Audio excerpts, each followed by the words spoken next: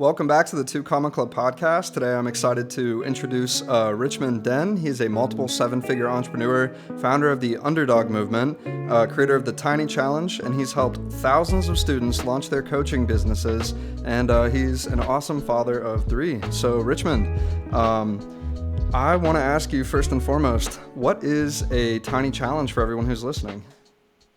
Great question. Great opening question. Thank you for having me on, John. I know you've interviewed a lot of awesome people here, so I'm very humbled to be on your podcast, and I've seen all the people that you come through, so really humbling. So Tiny Challenge is a marketing framework for both beginner and experienced entrepreneurs. And so when you think about marketing frameworks, in order to acquire a customer online, particularly in the coaching and expert space, you have to actively market yourself. You can't just open up a website, put a link there to book a free call, and then suddenly you got 20 calls booked in the next day, and that's kind of happy days. It doesn't really work like that.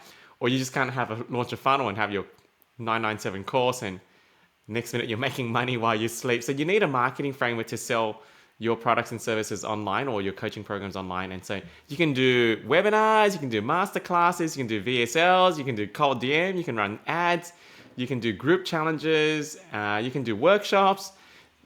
There's so many things you can do. You can even launch a YouTube channel or podcast. Like, you need a marketing framework. And a Tiny Challenge is, in my opinion, obviously I'm biased, but it is the single best marketing framework that is available today for you to get started with the least amount of skill. So what is a Tiny Challenge? It's like a traditional challenge, except that it's delivered and done one-on-one with just you and another person. So I want you to think of like a normal group challenge, which most people have probably sat in, like a Tony Robbins challenge or whatever it is, or even Russell's challenge. And it's 5 days, it's in a group, you're with hundreds or thousands of people, and you do the 5 days, and it's good. But it's a good experience as an attendee, but to actually run one, it's actually very overwhelming and complicated and hard to execute, especially if you have not made your first 100K online, because not only do you have to learn the tech involved, speaking on stage, learning selling one-to-many, and then how to fill up a room, how to get them engaged for the whole 5 days, how to present an offer, all those things that come with a group challenge or even a masterclass webinar. It's very overwhelming for a person who has not made 100K yet alone they don't have a proven message or a proven offer. And so a Tiny Challenge gives you the option of being able to do it with one person, just one person, which means you don't have to launch, you don't have to market. It's easy to fill up because it's only one person. You get a 100% show rate because all 5 calls are locked in that at the agreed time that you both agree on. You can start today, and it doesn't require you to learn how to speak, learn how to do all the tech involved, learn how to sell one-to-many. It's such a great way to start with the least amount of skill and risk involved. So in short, that's what a Tiny Challenge is. Thank you so much for that amazing example of a Tiny Challenge. I've seen the framework through an interview that you did with Russell Brunson, and I thought it was amazing, so much so that one day I personally decided to try it, and I had an amazing experience. It was the first time that I put something out in the marketplace and was able to go 0 to 100 all the way up my value ladder and sell every offer in there. So I thought it was fantastic, and I want to give you a lot of praise on that for coming up with such an awesome framework. So for anybody who's listening, this works, and as we go through the rest of this podcast, please pay close attention and take some good notes, because I'm sure he's going to drop a lot of good value for you guys. So first and foremost, I'm interested to know how it is that you got, how you came across the idea of doing a Tiny Challenge versus like a one-to-many challenge, if you will. Yeah, it was a convergence of two things that really happened. So I didn't start out doing Tiny Challenge, even though it is what we help our students do. I wish I had. I mean, I've been doing this for 8 years, but my constant obsession of, number one, asking the question of, what will I do if I had to start all over? What would I do if I had to start all over? And because we help the beginner coach go from 0 to their first 100K, that's kind of our avatar, I'm always asking the question of, how do I help them win faster? So that was kind of like the underground primary question I've been consistently asking myself over the last 6 or 7 years anyway. But when I started running challenges, and this was about 5 years ago, when they started becoming popular, it was such a, because I was running other methods and they weren't really working the way I liked, and it wasn't really, building trust the way I liked. And I thought, wow, this new challenge thing was such a great idea to build trust, to deliver results in advance. they're with you for 5 days, it almost became a no-brainer where the reciprocity was so high and it just made sense. And so I did want to run them, but I've never run anything for 5 days straight before in a group setting like that. So I was really scared of how do I even do that, yet alone, how do I fill up a room? And what if no one shows up? And so I was so scared that no one would show up. So I didn't do anything for 3 months. And when you don't market for 3 months, you don't make any money. What was worse than not having anyone show up, which is at the end of the day, it's not that bad. At least you do it and no one shows up and no one knows about it. But I had a bigger fear, which was what if 1 or 2 or 3 people showed up? And that was scary, because then someone would see me fail. And I can't remember who I heard this from, but it's so true. You know, I don't, and since I heard this, it's like, you know, people aren't afraid of failing. They're afraid of other people seeing them fail. And when I realized that, I wasn't afraid of failing doing challenges. I was afraid of having 1 or 2 people in the room seeing me fail. And so I decided, what if I just did a challenge to 1 person deliberately, but I wouldn't tell anyone about it, because why would you be proud of that? Like, I mean, you did a challenge to 1 person. It sounds so not something you'd want to be even posting about, telling people about. But little did I know, because then it took all the fear away. It's like, okay, well, you know, 1 person shows up and I can do it anytime. I don't have to launch it. I don't have to worry about filling up a room. That was good. And then after I did it, I couldn't believe how easy it was, how convenient it was, and the close rate was extremely high, and it was insane. And that's when I realized this needs to be the thing for every person starting out, or anyone selling a super high ticket offer. Like if you got a $25,000 offer and you want to sell 1 or 2 of them, run a tiny challenge. Like what other way could you sell it in such, like, you're basically going to have 100% close rate, because it's the reciprocity is so high when you run a tiny challenge. And like, I mean, Russell Brunson did a 100K tiny challenge, and then I just recently did one a couple of weeks ago as well, like to sell a 100K offer. And it was so good. It was so good. But that's how it was started, and that's how I was born. It's pretty much by accident, born through fear. And I realized, hang on a sec, this is actually really, really good. Kind of like when you're in the kitchen, you make up this recipe by mistake, and it turns out to be like the world's best recipe. And I think most recipes in the kitchen are kind of made by mistake. You know, it's like, oh, just try this. Oh my gosh, that turned out really good. 100%. Couldn't agree anymore. That's awesome. Yeah, there's a lot to unpack there. So I heard a lot of like the side of the beginner side, but I'm really interested for my own case to start on the expert side, right? So it's like you have all the different individuals that have these higher ticket programs that come through on the podcast and everything. And like, I'd love to know kind of how it is that you break it down or frame it any differently for those clients versus like somebody who's just starting off in the marketplace and maybe doesn't have all the status symbols and everything that pop up online. If you want to save time on watching all the episodes, but still get all the gold nuggets that we find from interviewing these 7, 8, and 9-figure entrepreneurs, then you can get all of that inside of the 2 Comma Club newsletter. Just go to 2ccnewsletter.com and subscribe. Yeah, so this is a great evolution of the Tiny Challenge. And at the start, I didn't create it for the advanced coach. Like, that was not the intention. However, after you do 10, 15, 20, 30 of them and you become really good at it and you make your first 100K, because it's such a great framework for beginners, because then you learn your craft, you become highly competent, you learn your I help statement, you get clear in your niche, you get clear in your validated offer. Like, everything becomes clear after doing 10, 15, 20 tiny challenges. And then at some point, the problem is, or so it seems, is this is not scalable. How do you scale a tiny challenge? Because it's 1-on-1, 5 days, and there's only so many you can do. And so at some point, you naturally probably need to transition to like a group challenge or a webinar or something that's 1-to-many. But here's the iteration that just kind of came, again, by accident, is you can scale in 2 ways through a tiny challenge. And the first way is, as you get better, as you make 100K, and as you get more experience, your prices are naturally going to increase. So then you might have a 10K offer, you might have a 15K offer, 25K offer. And the moment you launch those very high ticket offers, you can do a group challenge or a webinar or masterclass, or you can do a tiny challenge. And for the amount of time that you spend to sell a 25K offer, it's actually really, really good. So that's one way where you can start to grow a lot faster. And let's just say you did 4 or 5 tiny challenges a month to sell a 25K offer, and you closed 2 of them. That's a 50K month. Like, you're doing really well. And it's only a tiny challenge. Like, and you only have to find 4 or 5 people, not 500 people. You know what I mean? So that's one way to scale, is to increase your prices. And so just by selling super high ticket. But here's the other way, which I believe will completely change the industry.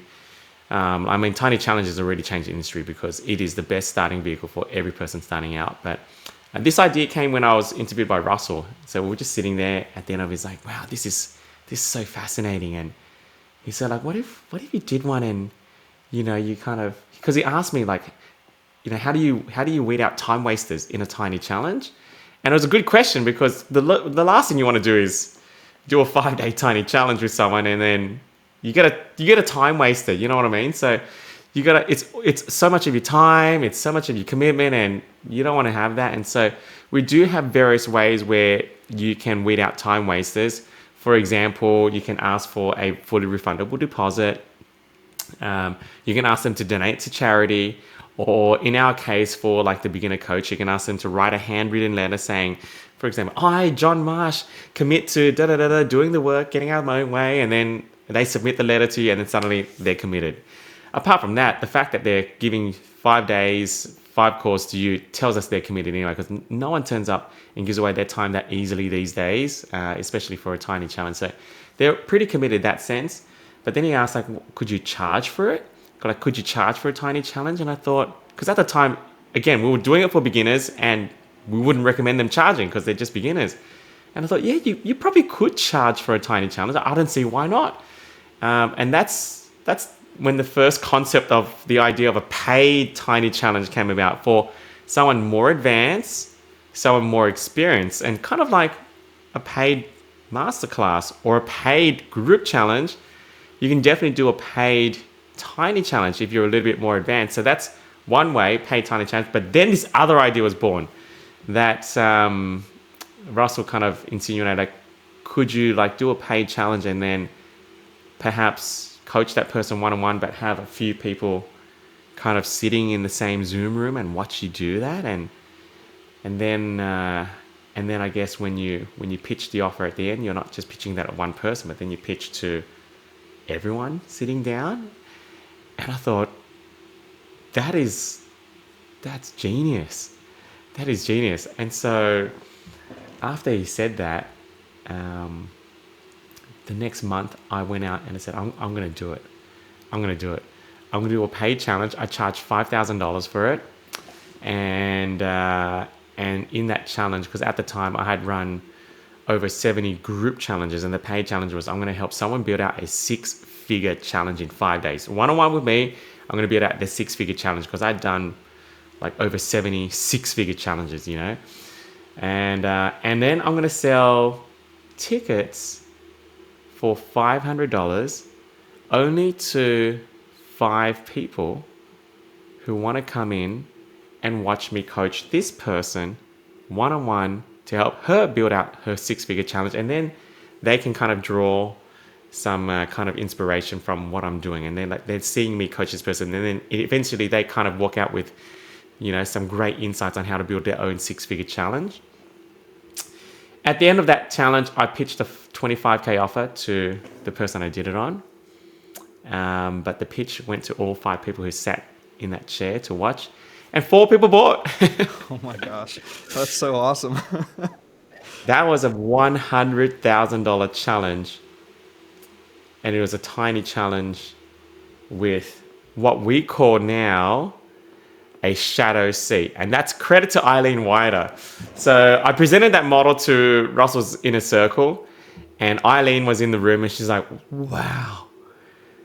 So that's how you scale one-on-one coaching. 100%.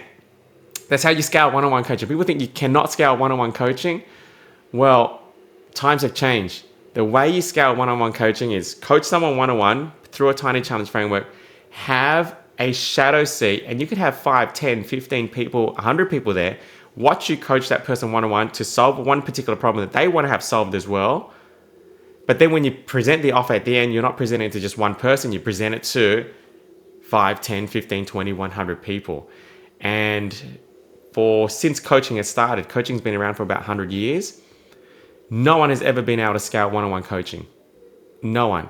This is how you scale one-on-one coaching. And so Eileen came up to me after and she said, Richmond, that shadow seating concept is so cool. And at the time, I didn't call it a shadow seat. I just called it like a viewer seat. Like, come in and watch me do it. Like, I didn't have a name for it.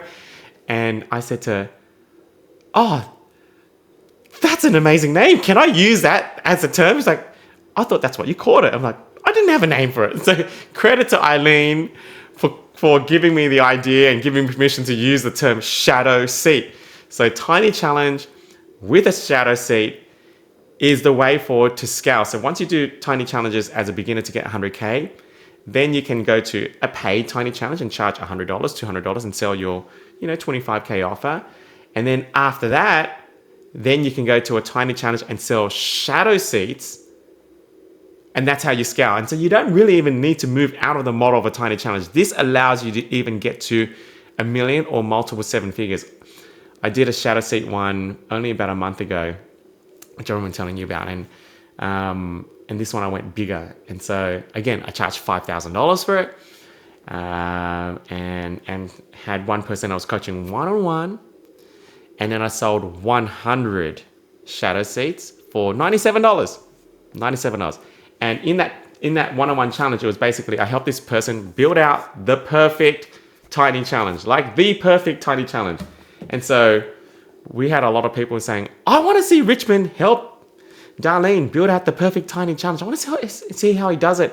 And what I made unique about this is, so I coached Darlene one-on-one for about 45 minutes, 5 days straight, but then I allowed an hour afterwards for just Q&A for them to ask me, how did you do that? Why did you ask that question? Why did you think about that? Because someone already thinking about running tiny challenge or they ran it themselves and they're like, oh, so that's how Richmond does it. And so they got so much value for $97. At the end of it, I pitched a 25K offer to 100 people, and we had about 45 people apply for it.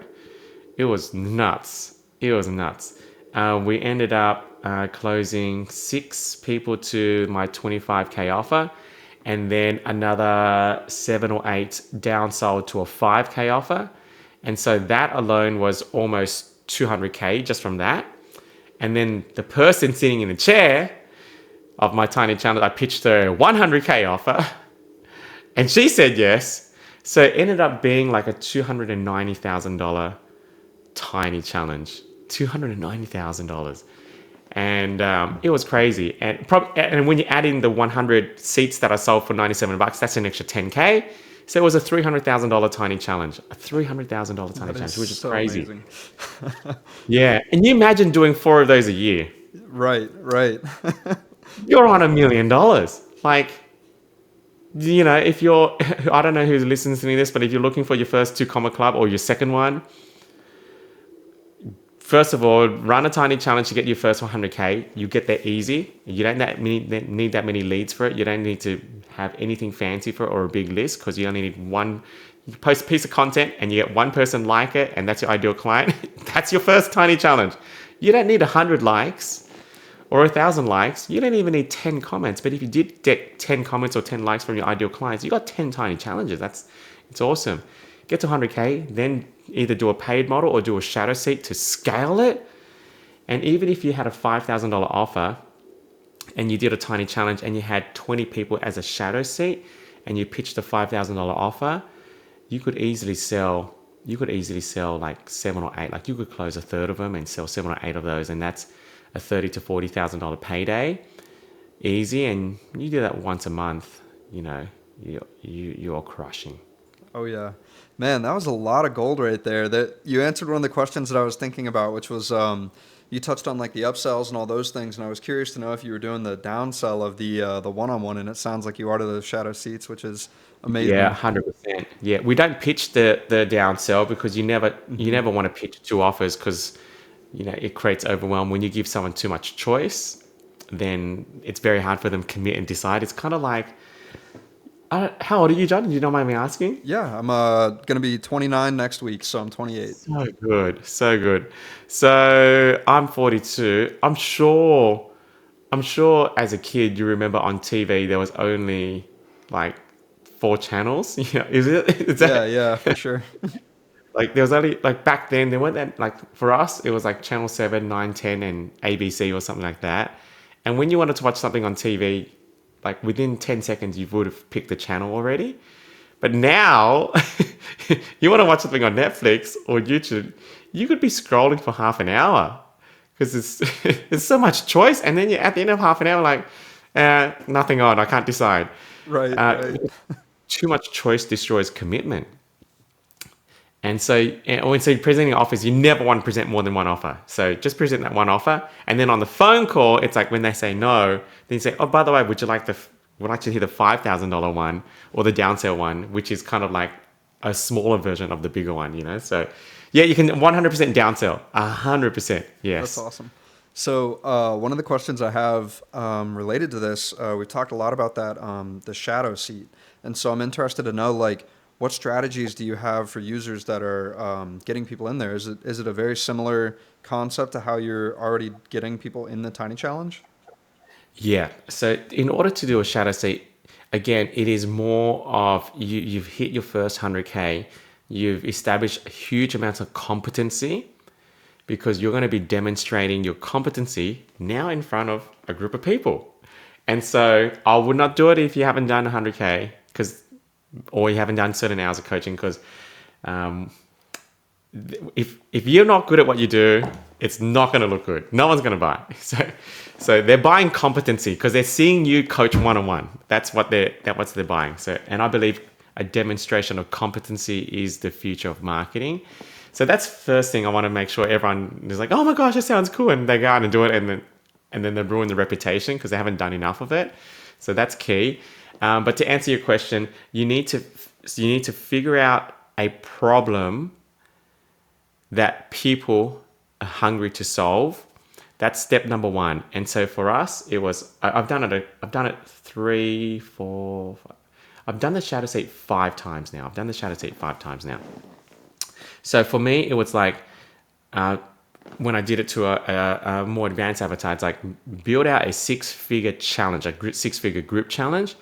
And people were hungry to do that because they were running group challenges and they were making 10, 20K, and they just found it hard to really crack to make 6 figures per challenge. And so it was a problem that people wanted to learn how to solve. And so that's step number one. Pick a problem people want to learn how to solve. And then the last one I did was now China Challenges is growing and it's becoming a thing.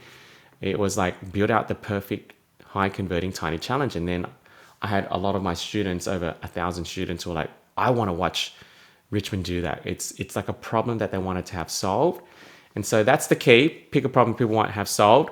And then I sold the tickets to just people who already kind of know, like, and trust me. I didn't sell it to a cold audience, although I probably could, but I didn't sell it to a cold audience. So I sold it to a warmer audience, and that's how I filled it up. That makes a lot of sense. Thanks for sharing. So, in terms of like for the more beginner side of things, like how do you recommend that they go about getting discovered in the space and ultimately getting their first coaching clients? Yes. So I always recommend your first 10 coaching clients or your first 10 tiny challenges. It's always going to be the people that you already know, your family and friends, or people who know, kind of have heard of you. That's really important. So many times we go into this space and we discount we discount the people we know. We have a story that says, I can't coach my cousin, or I can't coach my friend, or of course you can. You just got to set boundaries around it. But the people that know you are the people that are going to be most likely to buy and give you the best feedback. And if you were to open up like a brand new steak restaurant and you wanted to do like a launch, you would invite all your family and friends. It would just make sense. And they're going to be people that first eat there. They're going to be your first customers. And even if your sister's a vegan, you'd still invite her. Like, I mean, because your sister will come, even though she's a vegan, and she'll do a story and she'll post and say, I'm at my brother's restaurant. And then suddenly everyone knows about your stag restaurant and she can just eat the salad. I mean, she doesn't need to be your ideal client, but you would still, like, your job as a marketer is to let everybody know what you do, including the people around you. And that's the most important, letting your family and friends know what you do. If you don't let them know what you do, then they can't help market for you. And you never know. Once you let them know what you do, some of them may say, I actually want that. So then they may buy you. We're not selling to them, but they may actually say that.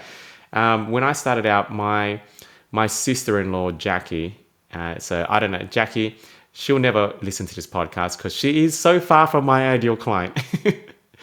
But like, but I let her know what I was doing, and she became one of my first raving fans. She would share my posts, comment on my posts, like all my posts, and she was not my ideal client.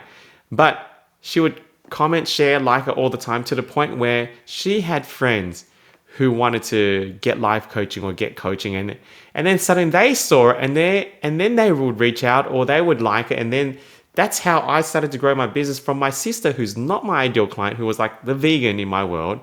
And then she's sharing it, she's liking it, and then suddenly that's how I started to grow, through just letting my family and friends know what I'm doing. Even if they disapprove, you still got to let them know. And so that's how you get your first 10. Just let your family and friends know what you're doing. And I get that some of your family and friends will think that you've joined a cult. You've done, it's true. My dad, this side story. I mean, I've been doing this for 8 years, and in my culture, you got to become a doctor, a dentist, a lawyer. One of those things. And I was an optometrist for 10 years before I became a coach. Nice. In 3x2 room, which is clearer, one or two, for 10 years. 10 years. Not really fulfilling. And no offense if you're an optometrist, but nah, I know you're not fulfilled. I can guarantee it. Like, how could you be fulfilled testing eyes Right. for 10 years? You can't. But my parents wanted me to do that. And when I became a coach, my dad asked me, oh, you changed job, you left careers to become a coach? And I said, yeah. And he said, what's a coach? Because he didn't understand what a coach was. And I didn't really have a word for it in Vietnamese to describe it. And so the best word I could say was, it's like a teacher. I'm like a teacher. And he's like, you left optometry to become a teacher? And I said, yeah, Dad. And he's like, why didn't you leave to become a dentist or a doctor? Like, that's the next step up. I'm like, no, I'd just rather become a teacher. And today he's still, 8 years later, he's still like, you should get into becoming a doctor, And he still doesn't approve of me being a teacher, but I think I'm earning quite a lot more than most teachers do anyway. Yeah, definitely. But the point is, I still let my dad know what I do, even though he doesn't approve, because I guarantee if he's got friends or people who want to get into coaching, he's still going to refer them to me, even though he doesn't approve what I'm doing, because I'm top of mind for him. So your family and friends are going to be your first 10 clients, or they know your first 10 clients. Let them know what you're doing, even if they're not your ideal client. That's awesome. I love that. That's a hilarious story about your father there. Like, I totally understand it. I feel like a lot of the entrepreneurs that are listening are gonna. All of us, we're either visionaries or we're integrators, right? And for all the visionaries out there that are listening, like, we all dreaming about this day in the future, we hit this certain goal and everything, and we tell our friends and family, and a lot of them, it's just going to go whoop, right over their head, So totally get that. So what is it that you do when you've gotten, your friends or family to, kind of discover that you have this thing going on? How are you kind of communicating with them in a way where you're explaining, nurturing the relationship to get them involved in the program, if you will? Yeah. So I like to, you'd be surprised on how many people say yes when you just ask for support. Human beings are more inclined to say yes than no, because we have this thing inside us called the pleaser, and we don't want to disappoint, and fear of judgment. And you'd be shocked on how many more times someone says yes, whether it's in sales or in marketing or asking for support from your family and friends, whatever it is. You'd be blown away. And most people are going to say no. But in fact, it's the opposite. Most people feel bad saying no. They feel terrible to the point where most people just say yes. Like, okay, I'll do it for you. I'll help you out. Now, if you constantly ask all the time, then they're going to hate you and resent you and all that kind of stuff. And there's a boundary to it for sure. But that first yes, I don't know the stats for it, but I would say it's 10 times more than what you think it is right now. And so it's a simple question of, hey, mom, hey, dad, hey, sister, hey, friend, hey, whatever. I'm about to launch my coaching business, and it would mean a lot to me if I could just have your support. Not permission, support. It mean a lot. And you could say that verbally or in text. And that's kind of this descriptive text. It just mean a lot for me if I have your support. And so what does that look like? Well, over the next month, you're probably going to see me posting a little bit on socials, on a podcast, on John's podcast, or on YouTube, or just posting a reel or posting a story, or whatever. You're going to see me posting stuff online. And if you could just support that, like just a thumbs up or a like or a comment, or if you liked it, you could share it or whatever it is. And that's all I ask for. That's all I ask for. And that's it. And the response will be, you'll be very, very surprised on what they do and what they say. And that's your first 10, 15, 20 likes and followers online. And we know that snowballs into more people liking it, because then the algorithm kicks in and they might share it. And then suddenly their friends are thinking, oh, I wanted to get into coaching. And they see it, and that's how you do it. So just ask for support. So many times we don't ask. And what that means is you're saying no on their behalf. Let them say no, but you don't say no. And so I don't believe in saying no on their behalf. Don't rob them. It's really, we have no right to say no on their behalf. We have no right to do it. So just ask the question. Amen to that. I love that. You never know what you get when you ask for help. Like, you'd be surprised all the people and resources that come your way as a result of it. Kind of like the law of attraction and like inviting that into your life, you know? Totally, man. So one of the Like, kind of like you asked me to come on your podcast. Like, yeah, exactly. and I know that the schedules didn't align for a while, but it was like, you just asked. And I'm guessing that's how you got so many cool people on your podcast. It's just ask, right? Like, you got some really big names on your podcast. I'm like, wow, this is cool. Thanks, man. I appreciate it. Yeah, it's I was actually Brian Adamson and David Simons were two of the most recent ones that I did prior to the one we're doing right now. And I just happened to reach out to, actually, it was FHL International. No. Okay. Besides the point, let's circle back to this. So I want to talk about your stuff. This is going to be fun. So your tiny challenges, I'd like to know more about like the offer side of them. Some of the people that you've helped out, and like what have been some of those really cool experiences and stories or offers that people have come up with after having worked with you and stuff. Yeah. So what are they offering at the end of their tiny challenge? Yeah. Yeah. Well, first things first, I'm blown away by how many of our students have made their first client online through tiny challenges, and it's just becoming the momentum point. Because when you think about it, they came from trying, and I'm not dissing other methods, because I run 2 webinars every single week, and I've done hundreds of webinars, and I still do them. I still do group challenges, and I have VSLs, and I have funnels, and so all those strategies, I'm a raving fan of all those things, except for cold DM. Don't do cold DM. Like, that's not. I run ads. I do organic. So all of those things work. They work so well, and that's why we do them, and I promote them and advocate them. For the beginner, though, when you're trying those things, it's overwhelming. It's so hard. And so I'm so proud of so many beginners making the money online, and that they didn't give up, and they came to us, and we were like their final hope, and oh my gosh, I wish I'd found this guy sooner. And now they're officially paid coach. They've got a validated offer. What I would highly suggest, particularly when you're starting out, on what to offer at the end of your tiny challenge, is a principle that's so simple that it hurts. It's a principle called offer more of the same. More of the same. So what does that mean? So an example is, and there's studies on this too, because you do a tiny challenge, like at the end, I don't even know what to offer. Like, what should I offer? So if you went to McDonald's and you ordered like a small fries, and you know how they got 100 menu items on McDonald's, and they could offer you any upsell, and even then you order an electronic thing, and would you like a sundae? Would you like a burger? Would you like this special thing? But they can only pretty much present you maybe max two or three things for the upsell on you on out of the 100 menu items. And so if they don't present the right thing, they're not going to get the upsell, and it could cost them a lot of money. And so you think, which has the highest probability of you saying yes to an upsell if you went to McDonald's and ordered a small fries? It's not a burger, it's not a Coke, it's not nuggets, it's not sundae, it's a large fries. It's more the same. Why? Because you don't guess.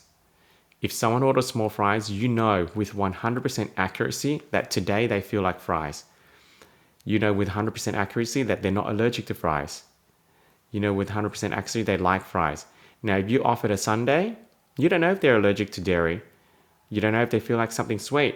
You don't know if they're on a diet. You have no idea. If you offer a burger, you have no idea if they feel like a burger or even want a burger or even could eat burgers or a soda or anything like. Everything else you offer on the upsell is 100% guessing, and guessing will always cost you money. Always.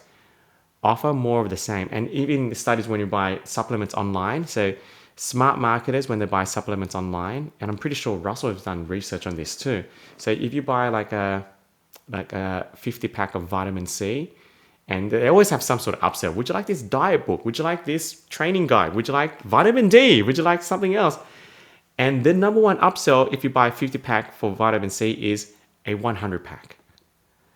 It's more of the same. More of the same always converts the highest 100% of the time, because when someone bought vitamin C, they want vitamin C. You don't know if they need vitamin D or something else. Like, just don't guess. Once you know your ideal client deeper, then you can add in the things that they want on the side as well. But at the start, do not guess. So what does more the same look like in a tiny challenge? More the same is definitely, because tiny challenge is one-on-one. So more the same means that you probably should give some one-on-one in your offer. Don't just sell 100% group, because that's not more of the same. Now you can have one-on-one with group, but you got to have some one-on-one, because that's what they're in there for. You also got to have some accountability, because in a tiny challenge, there's accountability, because you assign homework, they do the homework, and you hold them accountable because it's one-on-one. It's kind of a one-on-one personal trainer. So you got to have some accountability. So you got to have some one-on-one. It doesn't mean it's all one-on-one. You got to have some accountability in the offer as well, because that's what they got. And you got to have progress tracking in terms of like delegated homework. Here's the homework, do it, hand it in to me. Like kind of like that kind of progress chart. And you have those three things alongside your clear outcome and clear promise of the offer. You can easily sell 1,000, 2,000, 3,000, and it can literally be more of the same. So if you go to a personal trainer and you had a couple of free sessions from them, and afterwards you buy 20 sessions, or you buy 6 months. Now, what are they going to do over the 6 months? They're not going to take you to a marathon. They're not going to try to get you to swim across the ocean. No, it's literally 6 months of more of the same. But people buy that. People want more of the same. So don't try to upsell a marathon when someone just did a 30-minute training session with you, or upsell CrossFit, or upsell how to swim across the ocean. Just upsell more of the same. People will take it because that's what they got. That is absolute like gold right there. Like that. I love all the stories you threw in there about McDonald's and everything. That is so fire. I remember Russell talking about the concept of the supplements, but the McDonald's one for me, it really hits home because there's so much more variety, like you mentioned on that menu item, and it's so profound because it's literally like exactly as you say, more of the same. And I'm thinking of all these different instances that I've seen that in marketing where it's just works so well. So dude, that was fire. So just gotta let you know Makes that. sense. Like now you see it, you're like, oh, I'm trying to be fancy. You overthink it. You're trying to be fancy. Right. Oh, I had this cool gadget, this cool thing, and blah blah blah. And yeah, keep it That's simple. awesome. Definitely. So let's talk a little bit more about like your own entrepreneurial journey. So you talked about how you went from optometry school from being an optometrist to getting into coaching. Like, tell me a little bit about what that path looked like and how you even discovered it in the first place. Yeah, and every entrepreneur has to go through this path. Like they're doing something. It's not really their calling. They feel like there's more, or they're not fulfilled, or they're not making enough money, or whatever the thing is.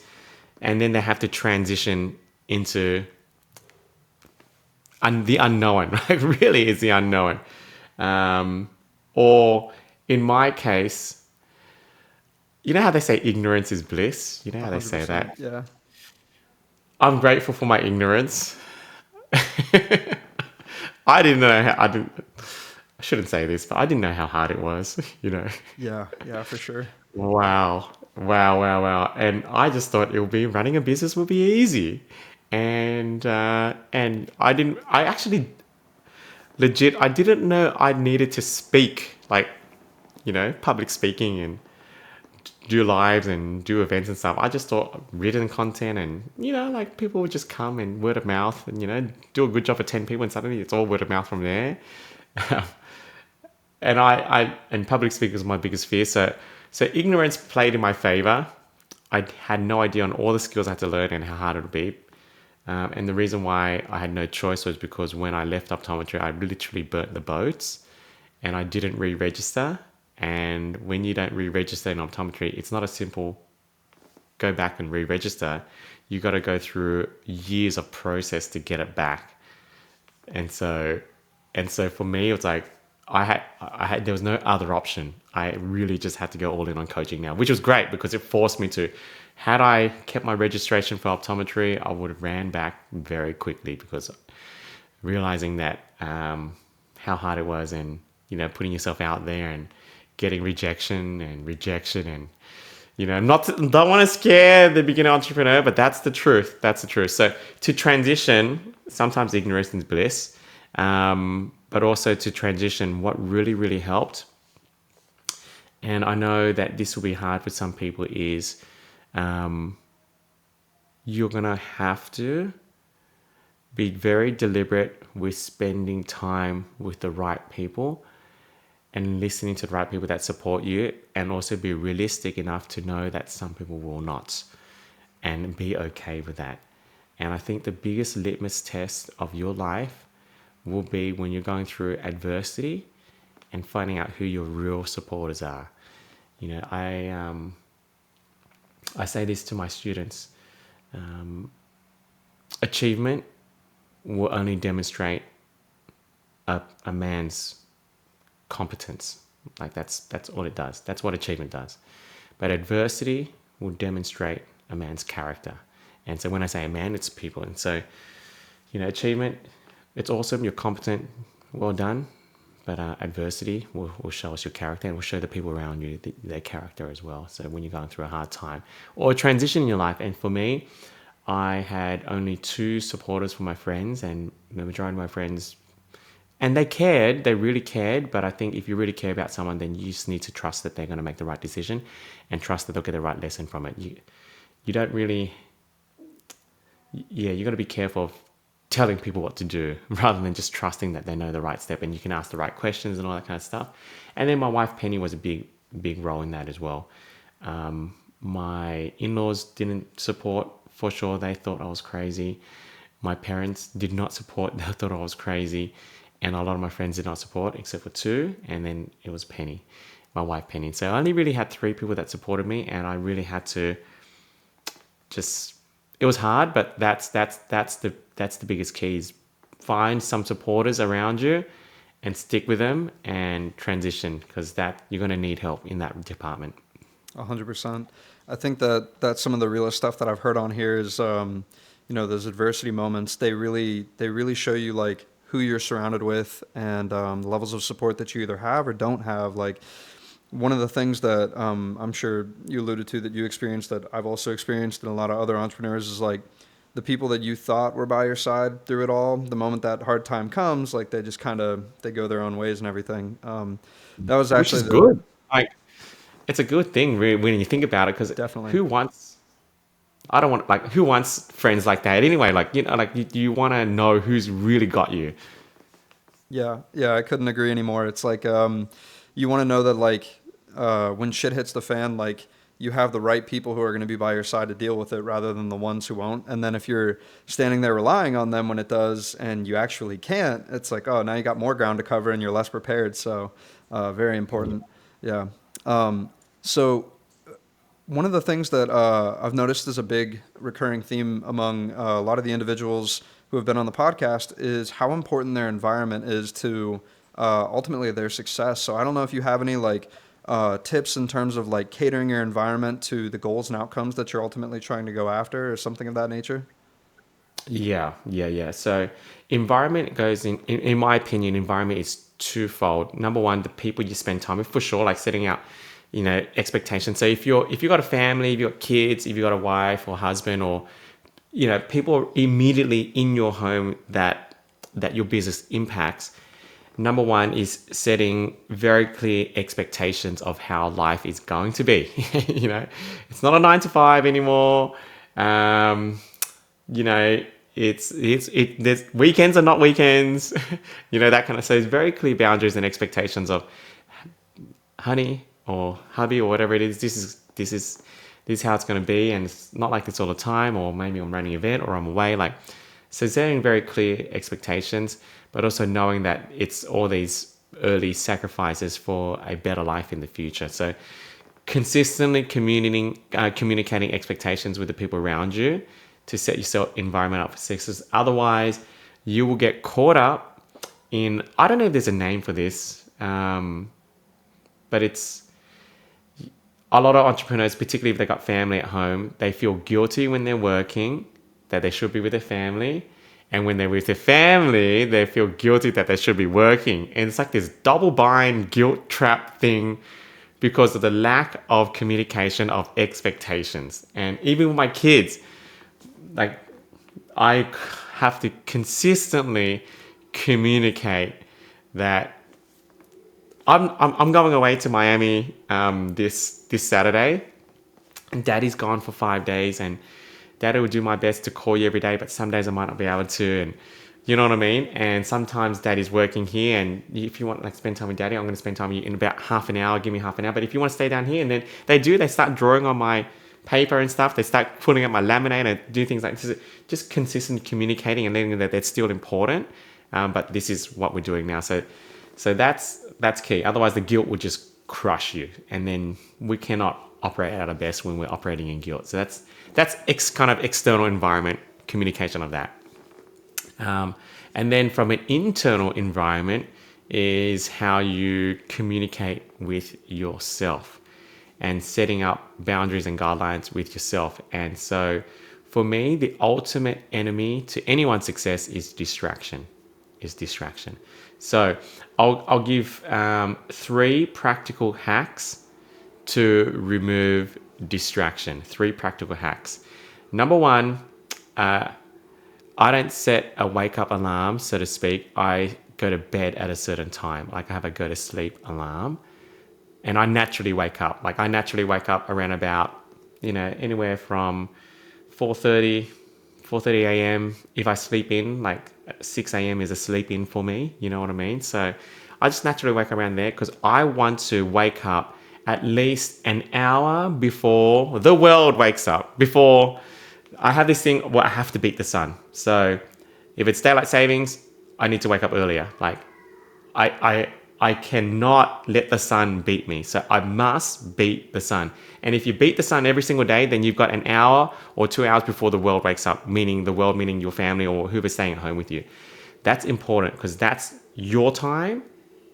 And you can get so much done in an hour or an hour and a half, 2 hours. So that is important. So I'd rather do that than have the last 2 hours of the day to myself, because studies have shown that you have more productive sleep when you sleep before midnight or sleep before 11 o'clock.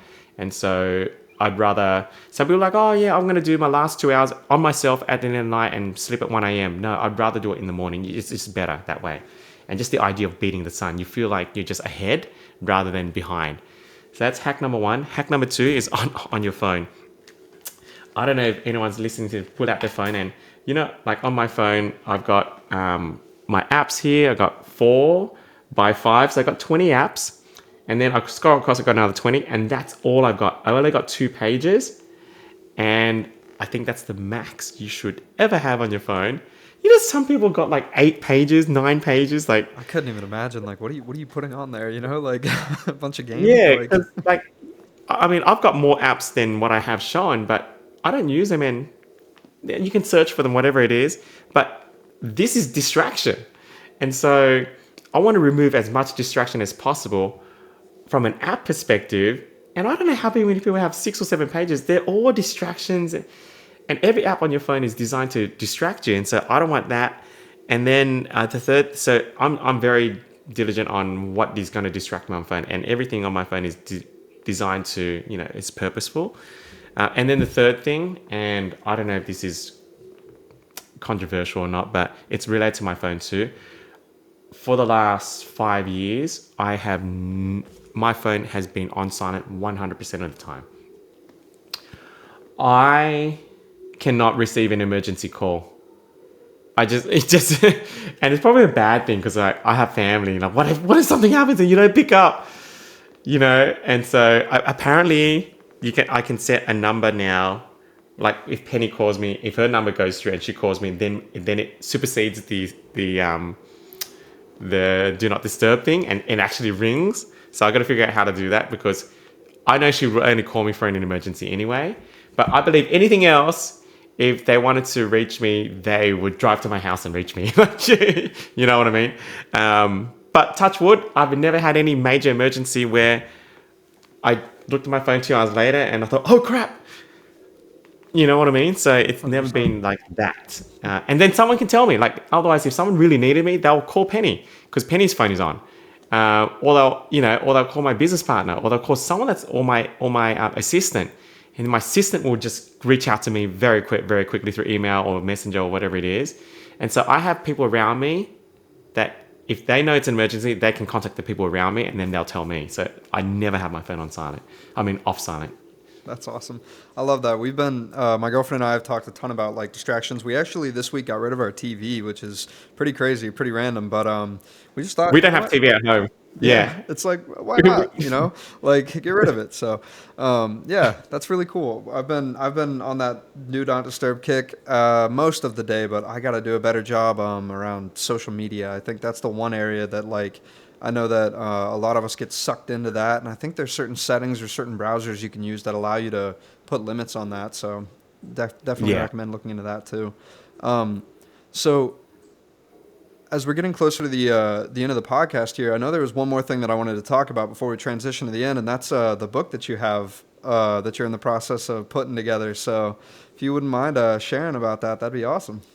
That's correct. Tiny Challenge. Forwarded by Russell Brunson as well. So this gives you the whole framework of how to run a high converting tiny challenge from A to Z, from picking the hook, from doing day one, seamless delivery, the scripts, everything like that, how to present the offer, what homework to assign, how to assign the homework, how to hold accountability, everything. So if you have not made your first 100K online, this is the way forward. And you can do it with a very small list. Like you don't need 100 followers, you just need 10 and you got 10 tiny challenges. You know what I'm saying? You don't have to run ads, do this or anything like that. You don't have to learn speaking. You don't have to learn the tech. You don't have to learn all the complicated things. You can get started right now. And once you've mastered that to get 100K, then we got an extra chapter at the end on how to do a shadow seat tiny challenge. So I just added that in the second version of the book. So the book, it's not quite out at this moment. It's going to come out in about a month's time. But I don't know when you release this podcast, but if you want the book, you can go to, right now, if you go to this link, it's an empty link. It's not going to take you anywhere, but it's tinychallengebook.com, tinychallengebook.com. That's going to be the link, which will be available from around about April 2025. Awesome. That's really cool. I'm excited to check that out. That'll be really awesome. So one of the final questions I like to end with a lot of times is, given everything that you've experienced in life, business, and everything, like, what is the number one piece of advice that you have for future generations who are going to be able to see these videos for years to come? This is what I call the eighth wonder of the world, and this is a principle that I live and breathe to my grave. And so, if someone was to like cut my hand and test my blood type is eighth wonder. This is how much I live and breathe. The eighth wonder is a principle called proximity. You are who you spend time with. Show me your friends, I show you your future. You're the average of your top 5. Everybody's heard of some saying like that. And it's not just some saying, it is the absolute truth. It's impossible for you to fail when you're spending time with successful people. It's impossible. It's impossible for you to think differently if you're around successful people. Like, I mean, you will just be a different person. You will think differently. Like, if you're around 6-figure coaches, you will eventually become a 6-figure coach. It's just a matter of time. If you're around 7-figure coaches, you will hit 7 figures. If you're around 8-figure coaches, you hit 8 figures. And that's like right now, 3 of my top 5 are all making 10, 15, 20 million plus. And I know it's just a matter of time where we're going to hit 8 figures consistently. And that's how I got to 7 figures, because I started spending time with 7-figure coaches and really fast. It's and it always happens in school too. Like in school, and parents know this with their kids. Like parents are like, I don't like you hanging around that person, and they know it. Like they say it to the kids, and it always happens with kids. And kids, when they fall off the rails, or their grades start going down, or they get the ear piercing or tattoos or whatever the thing may be, it's always because they started hanging out with the wrong crowd. That's how important your crowd is, and that's why parents pull the kids out of school and put them in boarding school or homeschool. Because like homeschool is then it's a controlled environment. So your peer group is the most important principle to you being successful. It is bar none, and that's my biggest advice. I'm not a preacher, but I preach that. Like I do really preach that 100%. And I second that 100%. In my early days of my childhood, I don't know where this crazy idea came from, but it was this idea where I was going to hang out with the not so good kids so I could be a good influence on them. And it ended up working in the other direction for a while until God ultimately like separated us. So it was quite a divine intervention kind of moment. But with that said, I really want to say thank you for your time today. I've really appreciated it. Where is it that anybody who wants to get involved in maybe your tiny challenge or maybe get one of those secret seats can hop in there and Yes. reach out to you?